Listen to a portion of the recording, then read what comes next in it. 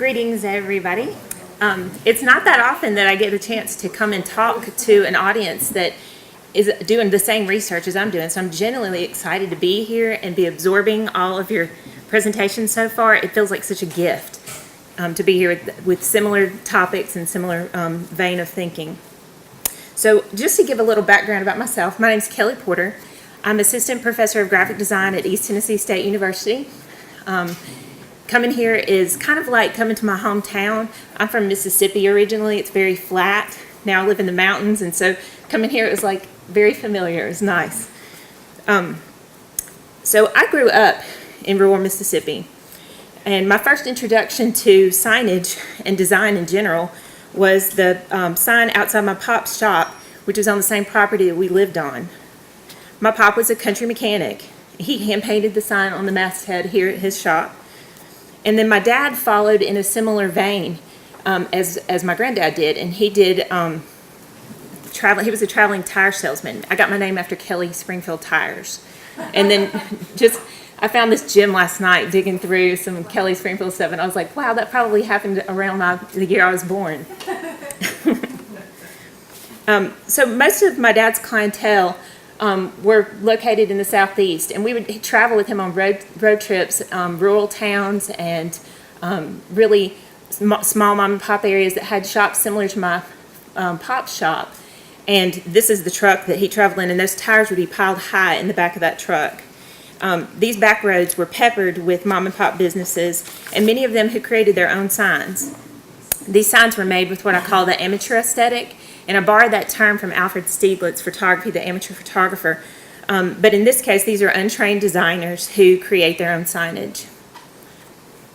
So fast forward, I went to college for graphic design, and I went on to work in the industry. I worked at Ruby Power Tools, designing packages, and I moved my way up to doing design research for visual communication there. And then I also worked for the B.B. King Museum and Mississippi Delta Tourism. And then when I went to grad school, I revisited my roots and began to study these humble signs with more of the amateur aesthetic, but I had a lens of visual literacy now, and I looked at them with a little bit more critical thinking. So just to define the cross-section of signs that I'm going to be showing you here, these are images that I took, and it's necessary to say that they were all created by non-professionals. These examples of design would be the equivalent of outsider art in the design industry. And most came from rural or less affluential areas. They are examples of visual communication, problem solving, and need filling without the influence or intervening of a trained designer. In the article, Professionalism, Amateurism, and Boundaries of Design, Jerry Began and Paul Atkinson suggest that amateurs develop ways of working in aesthetics that are outside the approved area of expertise, and in doing so, they can model acts as revisional for the professional practice. So I take that to heart when I look at these signs and really try to mine them for gems of what we can learn from them. So getting to the meat of what we learn, the things I found most often were creative problem solving, authenticity, human connection, and resourcefulness. I could do an entire talk on just homemade, home-owned tire stores because there's no shortage of creative sign making in these areas. From smart, attention-getting color palettes to the level of authenticity and humanity that would be in hand-lettered signs. This particular stop, Po' Boys Used Tires, I could even talk about this one forever. The uniqueness of the way they treated their building, it drew me in from the minute I saw it on the side of the road. They used creative use of existing architecture and committed to the look beyond just a simple manufactured sign, which is what Professor Wines was talking about last night, using the building as the signage. The relevant but non-traditional materials also that they use for signage. There's something special about the creativity that you find in these home-owned tire places. Because of the non-traditional approaches, there's oftentimes richer solutions for the creative problem solving of communication. When we think about signage materials, there's three categories: temporal, which would be cardboard, paper, poster board, and that sort of thing, tape and markers. semi-permanent materials, vinyl lettering, spray paint, corrugated plastic, and then there's permanent, woods, bricks, building facades, metal. Oftentimes, the amateur aesthetic will go against these rules and traditions of using the different media for different purposes. For example, they might use a temporal material for a permanent sign, or use a permanent material over and over again for temporary messages, which this is actually a pretty smart and sustainable approach. You can see the evidence of signs previously used on here. This is such an interesting sign to me. I'm personally drawn to the aesthetic of it. It goes against the norm of what's generally acceptable in design. But the reason why it's so appealing to me is because it shows humanity and it shows narrative. You can see when decisions were made here. You can see when circumstances shifted.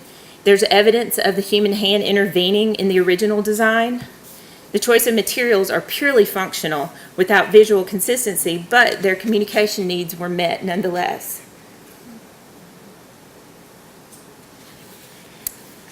This is one of my favorite takeaways from looking at the homespun design is the level of resourcefulness that people have.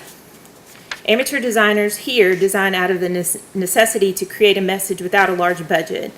And right now in design, sustainability is a hot topic, and it's something that I feel designers should push past just using recycled materials for their material needs and low VOC inks, and try to really become radically resourceful.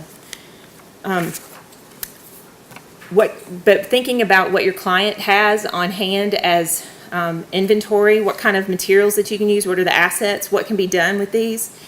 These may not have the stylistic sophistication that a trained designer would feel comfortable with, but it's the techniques and materials that I want you to keep in focus when looking at this image. In this example, a previously printed banner is now customized with new information. The type of signage is meant for temporary use, but as we all know, vinyl signs last a lot longer than their information is relevant. So the fact that they came in and made changes to the sign rather than discarding it and having a new banner printed, they just used simple democratic materials to update this: Sharpies, tape, paint, and then they met their need of communication. And if you really want to think about it and get resourceful, there's probably a whole blank back on the back that you could start fresh again. So it's like, why discard a material that's going to be around for a long time if we can turn around and use it? In this example, let's see. This sign illustrates creative problem solving. Missing letters from this sign were replaced with a laminated version that was printed on paper that provides a resourceful, semi-permanent solution to their communication problem at hand. Speaking of hands, I had to throw this in even though it's not a commercial sign. But the handmade and amateur appeal to this adds to the comedy of the message behind what the intended creation was. This slide here reminded me a little bit of SI's mystical character signs, because when you brought up the sign of like the mystical characters in your presentation, it made me think of the Unicorn Cafe. This sign's quirkiness speaks to the luxury of the freedom from corporate control that mom and pop shops have that they possess. This is just another example of utilizing existing materials or previous signage to create a new form of communication. So in my classroom, I use my classroom as a lab, and I wanted to bring some of these solutions in there to kind of test them out and see, can they be reproduced? Is this something that's actually could be functional?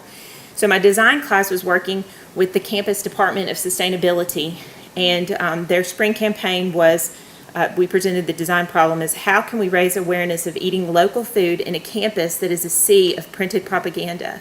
And being here on campus, I know our poster boards are constantly filled with posters, and it's hard to pull away from the clutter. So we wanted to come up with a way not to use posters, but yet generate awareness.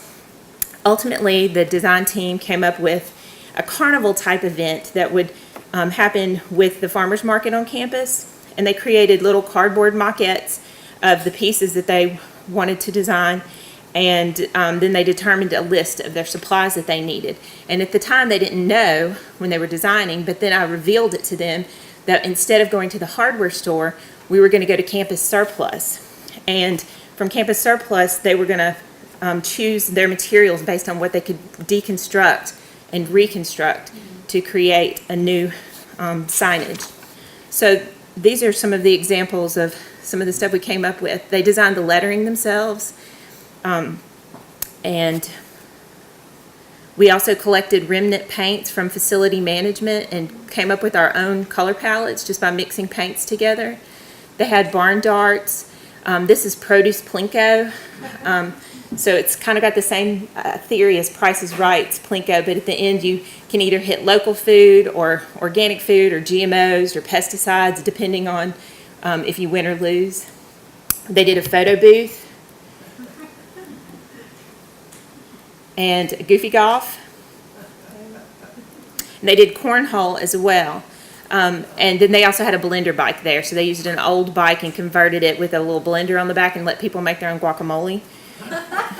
And it was really successful because not only did we draw more crowds to the farmers market, but the crowds lingered around, and it gave the opportunity for the Department of Sustainability to talk to people about what eating local is and why it's beneficial to the environment.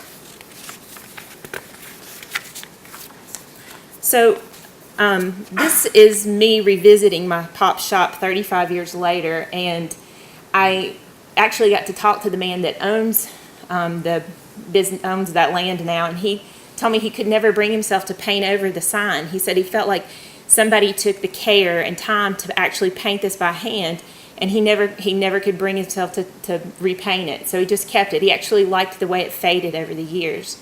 So to me, that just reinforces the level of humanity that there is in handmade and amateur design.